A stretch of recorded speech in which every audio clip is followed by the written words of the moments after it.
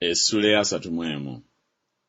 Awo ebyo byonna bwe byaggwa, Isirayiri yonna abaali bali awo ne bavaayo ne bagenda mu bibuga bya Yuda, ne bamenyaamenya empagi, ne batemaatema Baasera, ne bamenyera ddala ebifo ebigulumivu n'ebyoto mu Yuda yonna ne Benyamini, era ne mu Efulayimu ne Manasse, okutuusa lwe baabizikiriza byonna.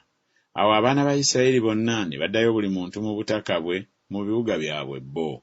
Awo Keezeekiya n'assaawo empalo z'abakabona n'Abaleevi ng'empalo zaabwe bwe zaali, buli muntu ng'okuweereza kwe bwe kwali, bakabona era n'Abaleevi, olw'ebiweebwayo ebyokebwa n'olw'ebiweebwayo olw'emirembe, okuweerezanga n'okwebazanga n'okutendererezanga mu nzigi ez'olusiisira lwa Mukama.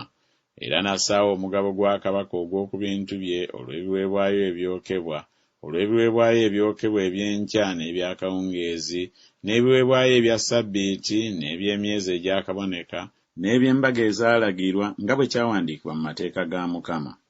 Era nate n'alagira abantu abaabeeranga mu Yerusaalemi okuwangayo omugabo gw'abakabona n'Abaleevi beeweeyo eri amateeka ga Mukama.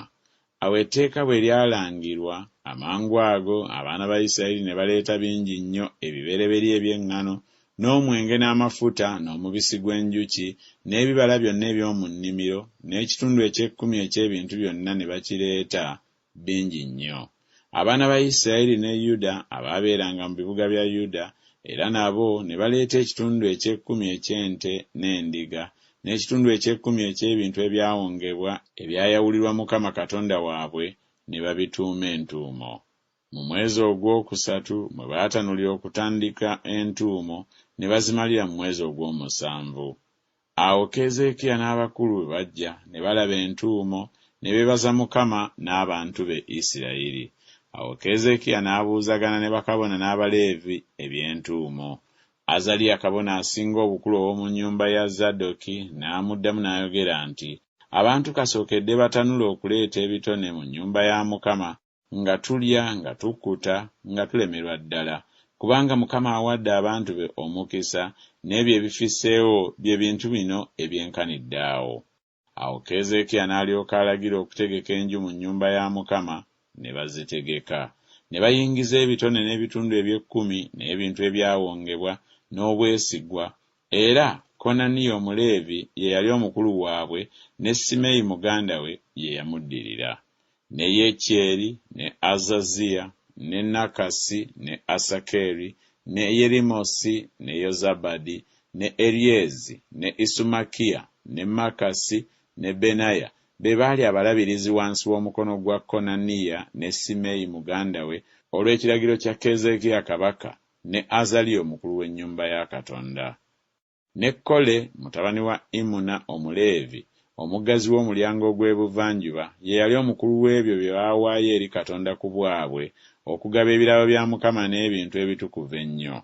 Era wansi w'oyo Edene ne Miniyamini, ne Yesuwa ne Semaaya, Amaliya ne Sekaniya mu bibuga by'abakabona, mu mulimu gwabwe ogwalagirwa okuwanga baganda baabwe mu mpalo, abakulu era n'abato, obutassaako abo abaabalibwa ng'okuzaalibwa kw'abasajja bwe kwali, abaakamaze emyaka 3 n'okukirawo, buli yayingira mu nnyumba ya Mukama ng'ebyagwanira buli lunaku bwe byali, olw'okuweereza kwabwe mu ebyo bye baalagirwa ng'empalo zaabwe bwe zaali, n'abo abaabalibwa ng'okuzaalibwa kwabwe bwe kwali ku bakabona ng'ennyumba z'abakitaabwe bwe zaali, n'Abaleevi abaakamaze emyaka 20 n'okukirawo mu ebyo bye baalagirwa ng'empalo zaabwe bwe zaali, n'abo abaabalibwa ng'okuzaalibwa kwabwe bwe kwali ku baana baabwe bonna abato, abakazi baabwe ne batabani baabwe ne bawala baabwe, okubuna ekibiina kyonna, kubanga beetukuza mu butukuvu mu mulimo gwabwe ogwalagirwa.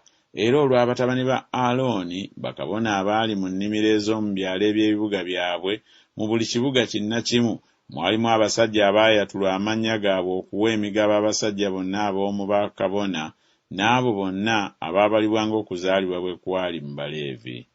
Era bw'atyo Keezeekiya bwe yakola ne mu Yuda yonna, n'akola ebyo ebyali mu maaso ga Mukama Katonda we ebirungi era eby'ensonga era eby'obwesigwa. N'omulimu gwonna gwe yatandika mu kuweereza kw'omu nnyumba ya Katonda ne mu mateeka ne mu biragiro, okunoonya Katonda we, n'agukola n'omutima gwe gwonna, n'alaba omukisa.